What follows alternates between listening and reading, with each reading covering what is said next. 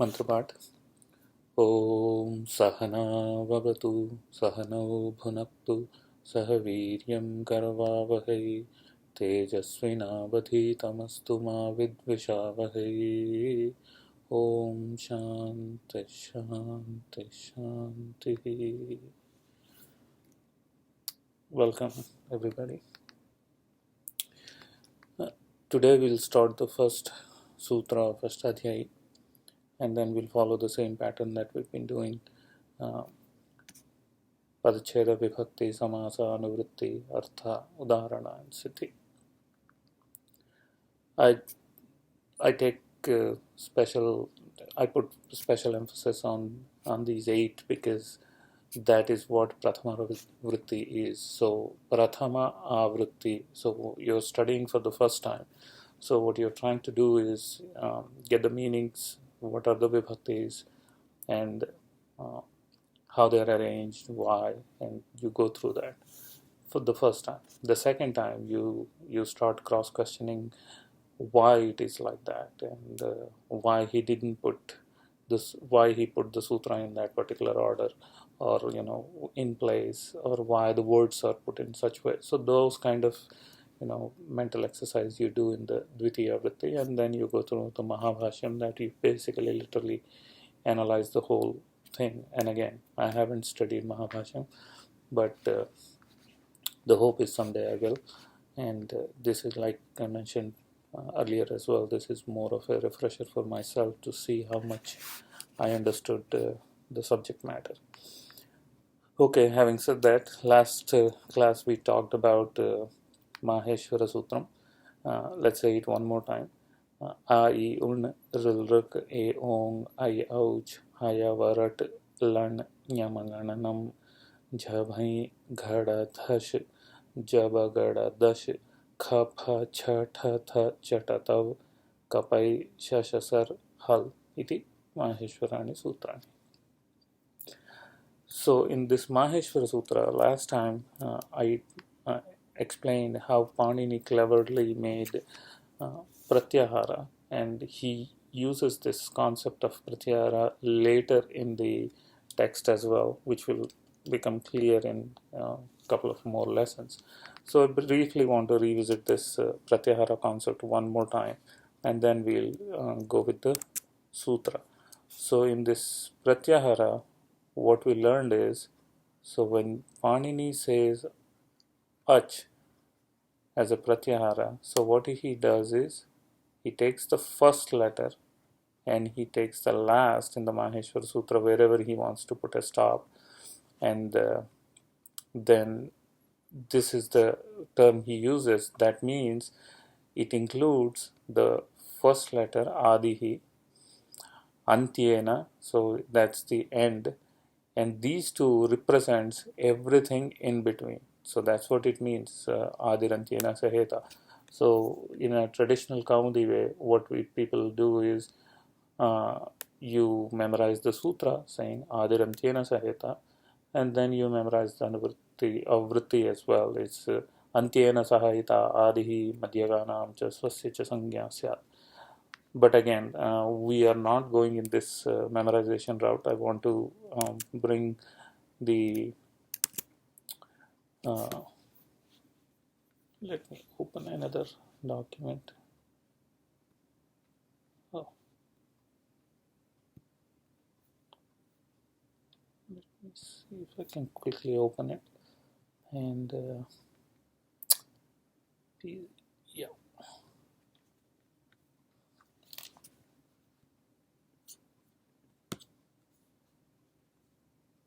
we have to understand these things instead of blindly memorizing, saying Antyena Sahayita Adihi Madhyaganam cha Swasya cha Sangya Syat. How did they come to that vritti? Panini did not write those things. So, and then they say Guru Nam, Guru Tika, and all that. So we let's not go there, and let's see this sutra Adirantyena Saheta.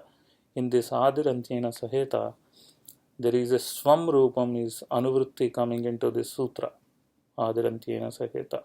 So Antyena Saha Ita Adihi, those are all in this sutra anyways.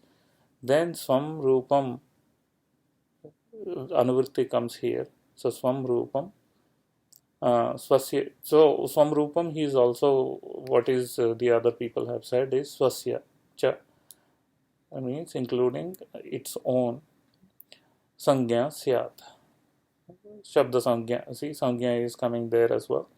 So Swam Rupam Sangya, if you bring it, then the whole vritti is formed. That's how um, they have done it. So if you say Panini use an pratyahara, so we know that means he wants to represents a, e, and u because it's an, a, e, un. If you look at the first sutra, it's called a, e, u, na. So that's that's how pratyaharas are formed. So if you say al, and I'm spending little time here, so it's a mathematically you can say ach plus hal. This means all the vowels, and this means all the consonants. So together, it represents all the alphabets. Then the reason I mentioned it because he's going to use later on something called thing, sup, sut, and they're all same. Fundamentally, they're all same. So he takes the first one and he adds the last one, and this group symbolizes that everything comes in between. Similarly, sup is the 21 vibhakti pratyas. So it's called su, au, jas, out,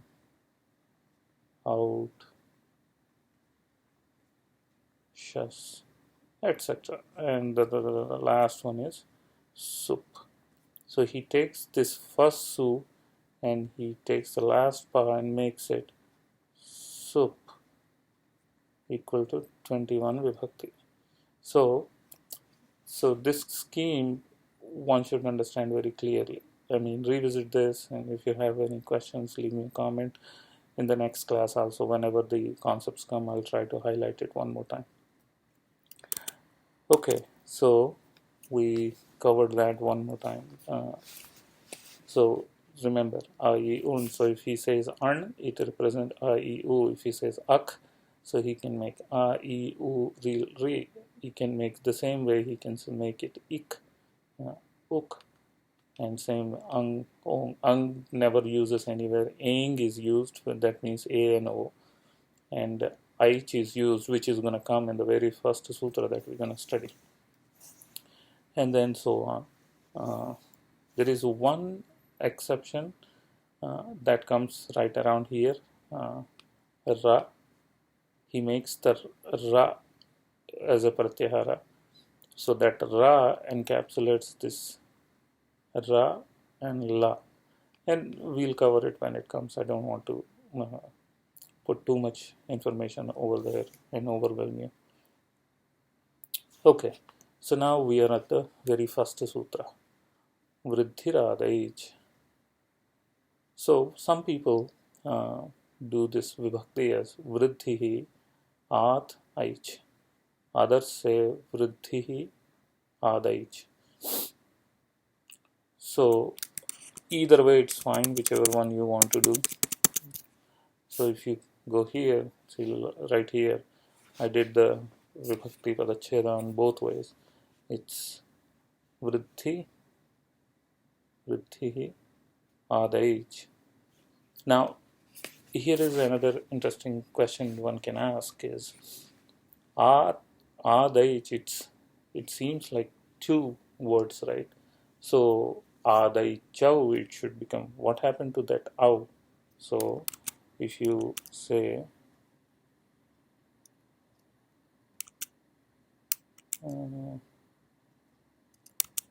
let me bring this one. How do I write?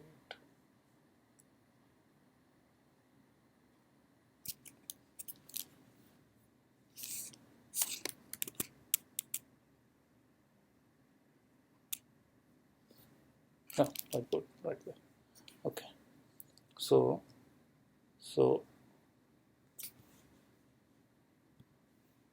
what he does is, oh,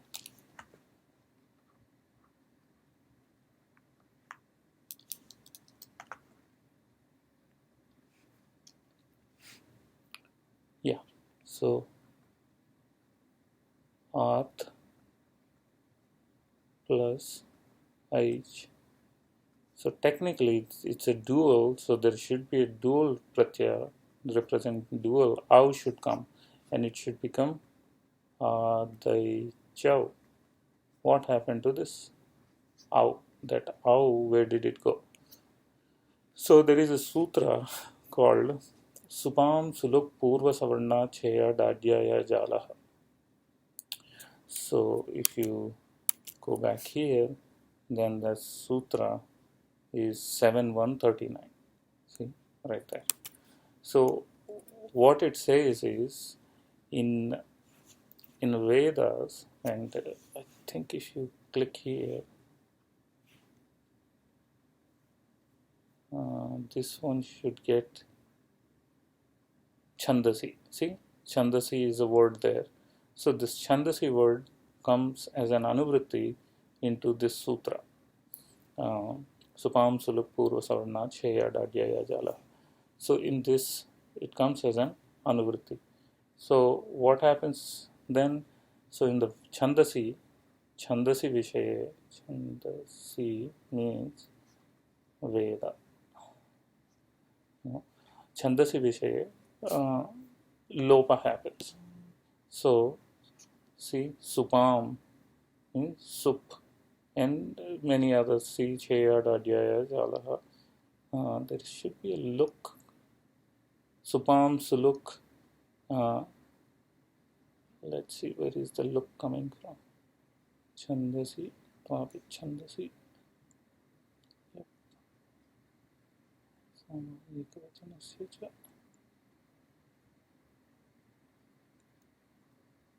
See, should be a look.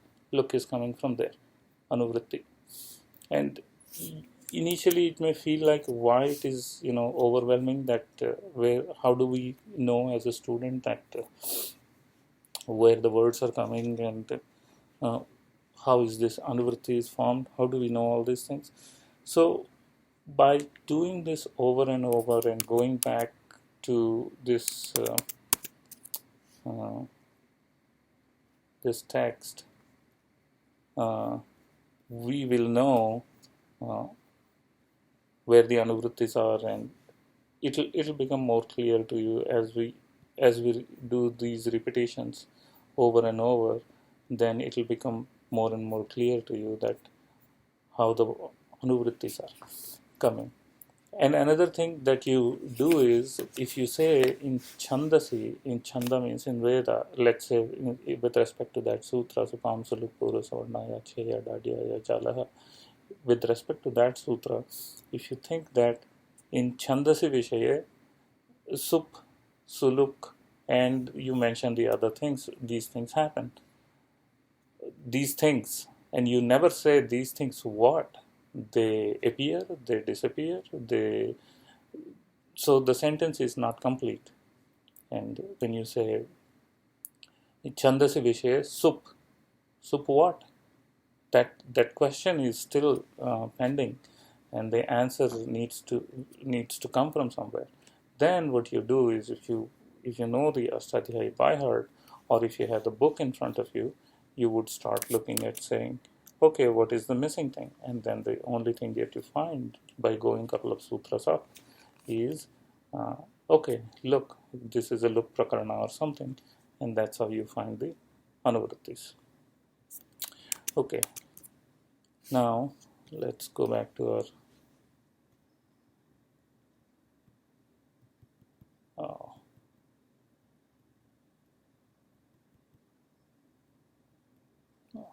let me go this way.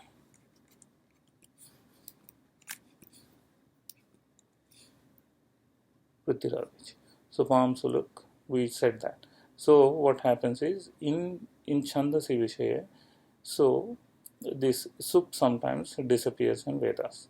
But you can ask question, why this Ashtadhyayi is not a Veda, then why should we treat it like this? So many people have said that Chandovat Sutrani Bhavanti means it is it is treated because it gives the knowledge of Vedas. So even this treatise of grammar is treated as a part of a Veda because it gives a total insight about the swara and padagyana and all that. So that's why the sutras are also treated as as Veda, part of Veda. Now, so that's why some people do it this way, and the other people just say simply they assume there are three words there: vriddhi, at, and aich. Okay. Now, so pratyekam varnam vriddhi bhavati. Now, vriddhi, if you look on a technical or on a conversational or laukik Sanskritam, vriddhi means growth, means growing something. But nothing is growing here. I mean, what is it? So Panini just defines certain certain names in this context with respect to this shastra. Outside, they don't mean the same thing.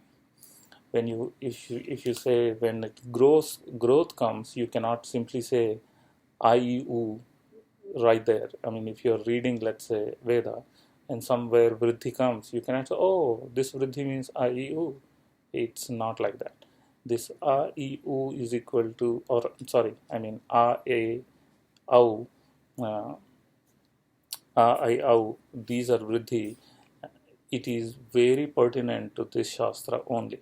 You cannot simply come wherever vriddhi comes. You'll say, okay, I'll substitute with a and aich. You cannot do that. So this is very particular to this shastra. That has to be kept in mind.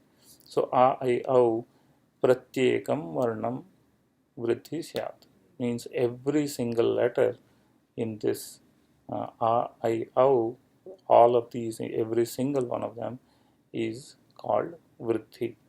So that is the meaning. We will come back to this definition, how tadbhavita atadbhavitanam vriddhiradaicham pratyekam varna vriddhi bhavati, which is the same meaning, but it needs a little bit more uh, clarification, which will come in the later classes. Okay, and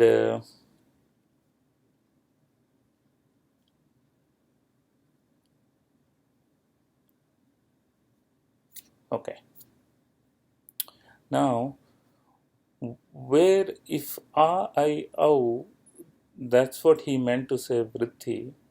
Now one question you can ask is why in the sutra he read as at.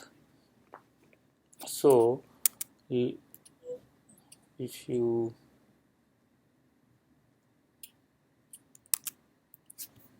if you come back here, let's see. So instead of a, Panini read at, right? So this is a very clever scheme. I just have to just go sidetrack. I just have to go on a sidetrack a little bit. In in Sanskritam, a is of 18 types. Okay, and so if you have to say, so they are hrasva, dirgha, pluta. So these are 1, 2, 3, right? And then uh, hrasva, dirgha, pluta. Then udatta,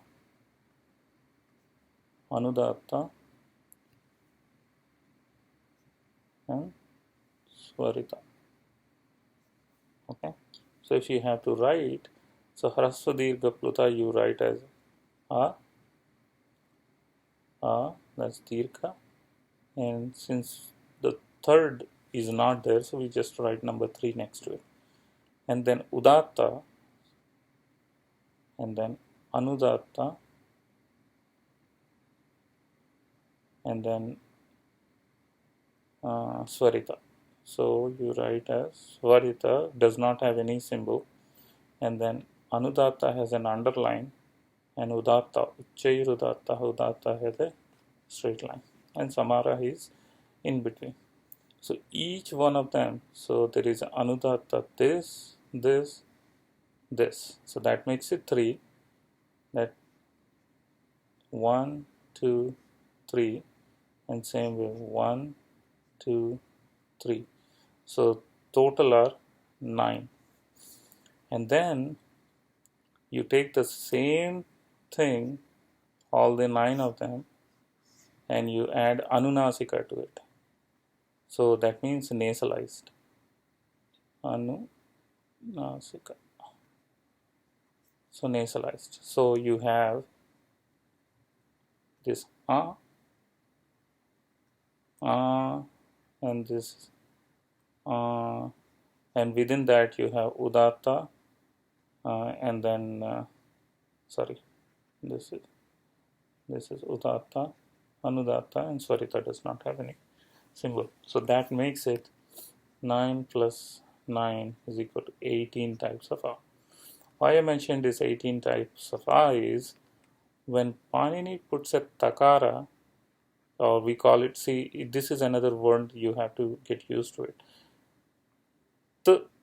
This is T, which is so hard to pronounce. So what people just say is they varnat karaha. So they add karaha to it. So whenever you say takara, it means T. And if you simply say ta, that means this takara plus a. So we have to be careful when you say takara, it's just that letter. And when you say ta, that means it's a combination of these two. So you have to be careful when you use what to use. So now Ath. Now the question is, whenever he puts, the clever scheme is whenever he puts this takara in the end, it represents a certain kala, the pronunciation time. So if you have to just say, so if you say 1 heartbeat or something, 1 second, there are many definitions how people go by it, but you have to keep it consistent. So if you consider as 1/2 beat, then this will be heartbeat, then this will be 2, and then this will be 3 heartbeats. Or the time it takes to blink an eye, if you take that, then it will be 2 times blinking the eye, and this will be 3 times blinking. That is, so when you say ah, then you have to say elongated then like that. So Hrasva, Dirgha, Pluta. When he puts the takara in the end, that means he wants to take the pronunciation time equivalent represented only to this or not any of the 18. So he didn't want to take Hrasva or Pluta. He just want to ignore it. He just want to take this pronunciation time only. Then he puts, so if he puts At, then he just want to take this one only. Instead, if you simply say then all the 18 forms will creep into it, and nobody can stop that. So the clever scheme is, so we have and Pluta. So when he says At, that means he only wants to take this one, nothing else. And when he says At, then he only wants to take this one. And if he just want to take all this and 18 forms, he'll simply say that's it. So that is a scheme that he uses. So we need to know that one. Okay, now sorry.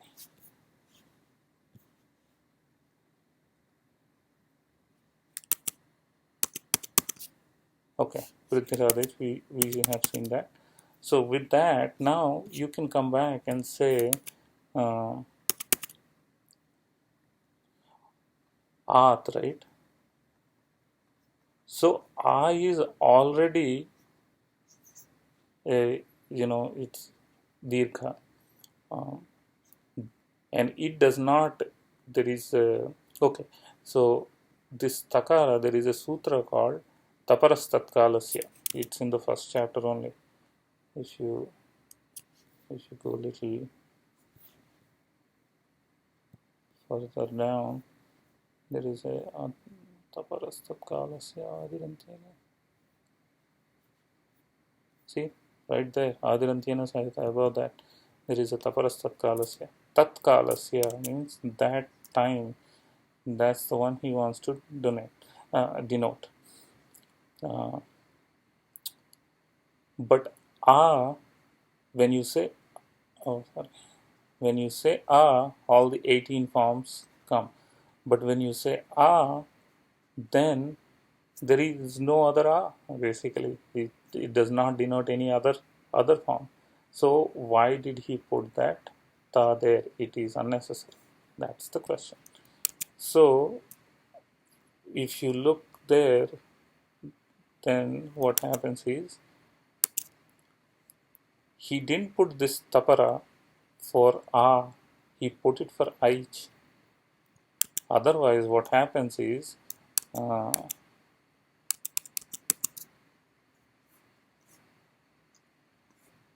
oops, it's not going back. Yeah.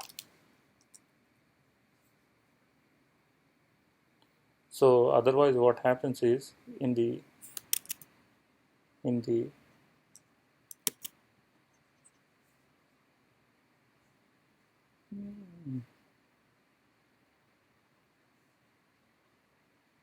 he says aich. So there is I and there is au. If he didn't put that tapara right there, then what happens is the I pluta and au pluta will also come into. He didn't want to do that. R does not have any other problem because R does not have any other variation. R is only R. But he didn't want to take these two, so for that he put the tapara. So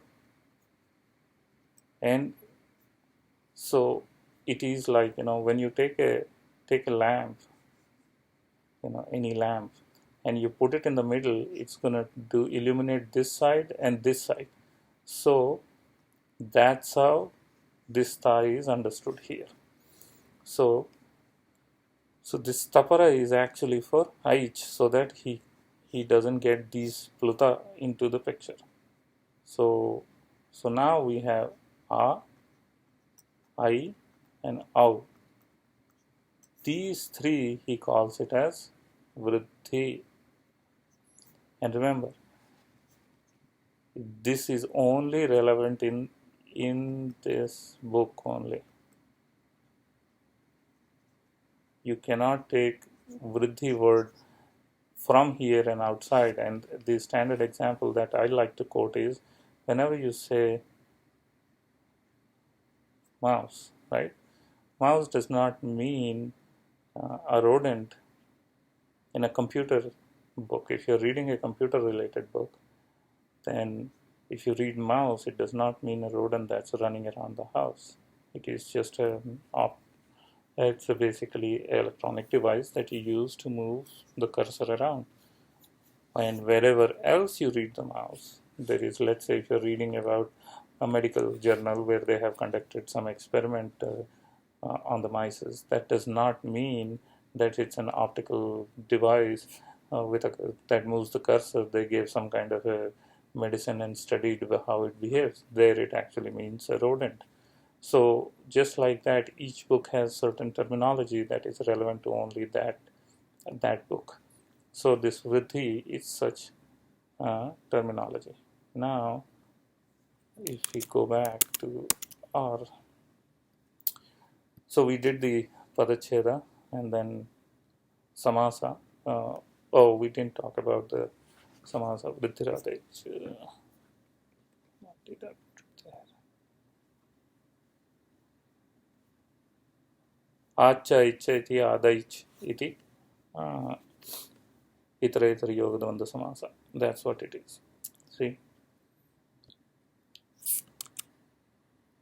And then, okay, now samasa is done, we understood the meaning. Now comes the very first one, is the siddhi. Udaharana is bhagaha, and then we have to do the siddhi. Siddhi means we have to derive the word bhagaha from the verbal root. So I'll just touch upon this one, and then we'll start the siddhi in the next class. And you have to bear with me in the initial process. It is really slow because all these different concepts and fundamentals will keep creeping into it. But eventually, we'll speed up the process once we have these once we have a good grasp on these fundamentals. So for now, we'll say siddhi. So this bhagaha word is derived from bhaja dhatu. Now, many people will at this point will be wondering, how would I know that bhagaha is derived?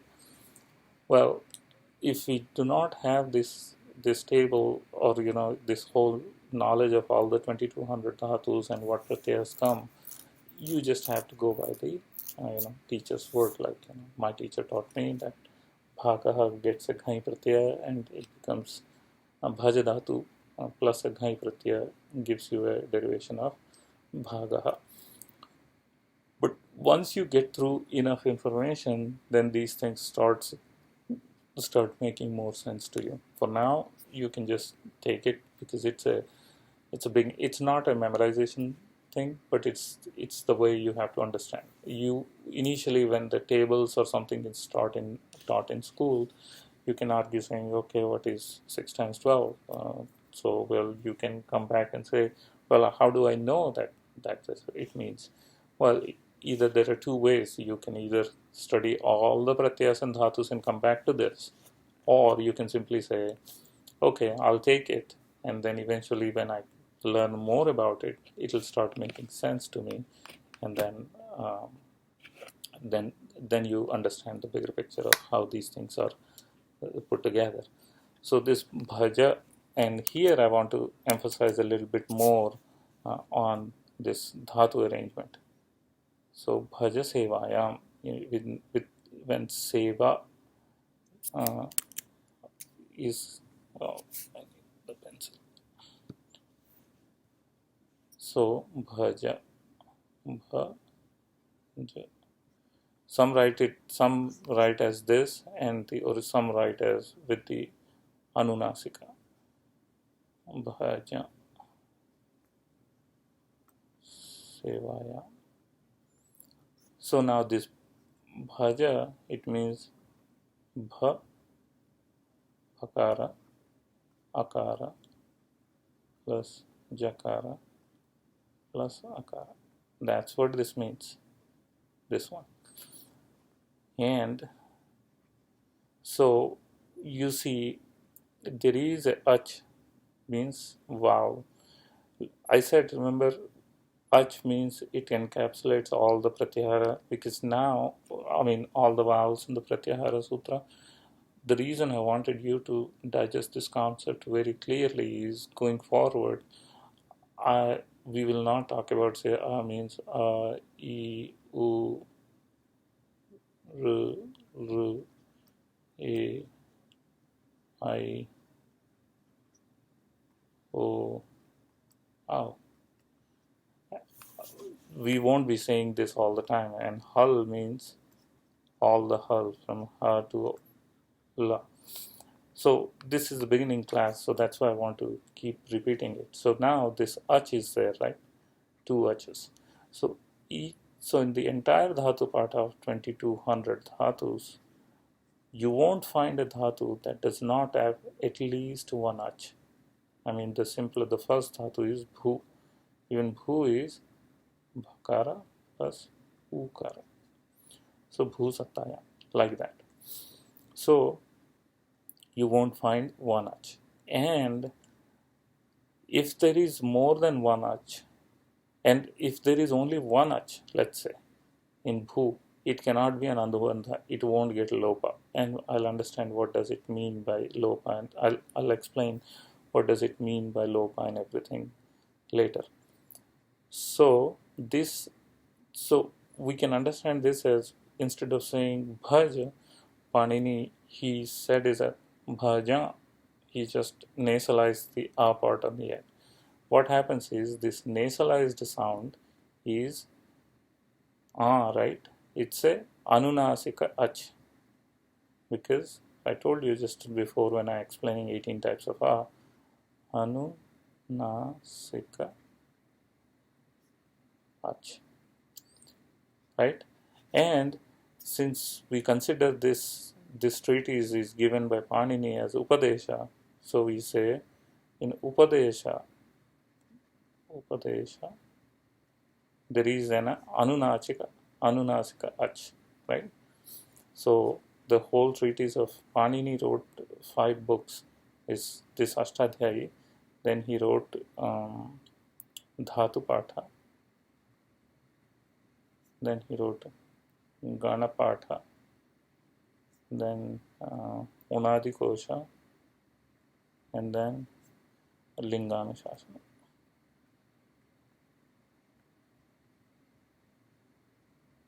These 4 and Ashtadhyayi we are reading. So these 5 books written by Panini are called Adi Ucharana. So Adyocharana. Adyocharana. Okay. So now in this Upadesha, he said some ach which is nasalized. So what is the point of doing that? Then if you ask, there is a sutra, I think we touched upon that yesterday. There is a Upadeshe ach anunasika it. In Upadesha, whatever anunasika ach is there, that becomes it. And I said, whatever gets it, look here what happens. Tasya lopaha, that gets lopa. Lopa means disappears.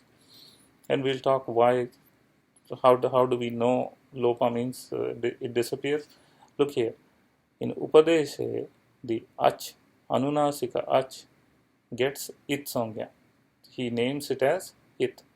Once he names it, he makes it tasya lopaha, that disappears. And then you go here and ask yourself, what is lopaha? So in the first one, he defines adarshanam lopaha. So that's all I just wanted to cover today.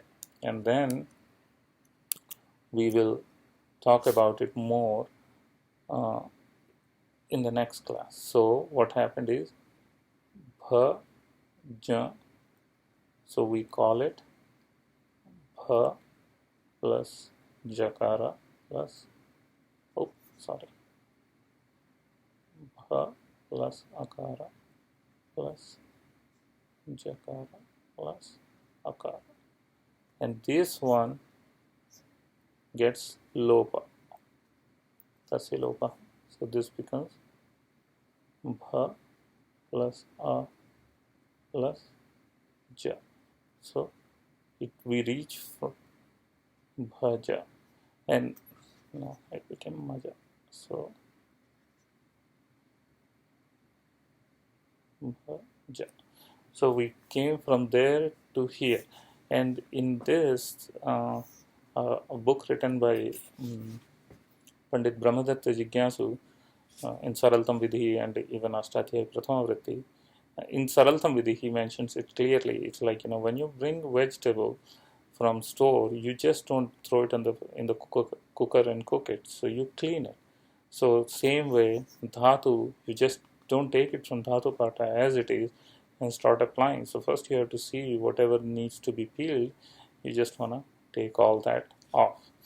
And in the next one class, we'll talk a little bit more about this it concept, because it's very important. See, this a became it and disappeared, right? So this next step would be bhaja. Then there is a ghai pratyaya comes. Ghai. So this ghai, you have to understand, this is ghakara plus akara plus nyakara. So this one disappears with the sutra, this one disappears with the sutra, and what remains is only a. But you can ask yourself, if the purpose was to get rid of these, why did Panini put it there to begin with? And that's where the cleverness of Panini will dawn upon you once you understand this concept. Because what happens is, since it disappeared, so he defines whatever I is left with two names. It becomes Nyat and Ghit. So, and we'll know more about it in the coming classes. Because of this because this akara, this pratyaya in the end is Nyat, this Nyat makes the guna vriddhi to this haj, and this Ghit makes that jakara into gakara. So you get bhag. So we'll talk more in detail in the next class. So I just want to leave you with this thought so you can ponder over it and see, understand the clever scheme of how Panini does these things. That's all I wanted to say. Thank you. Om.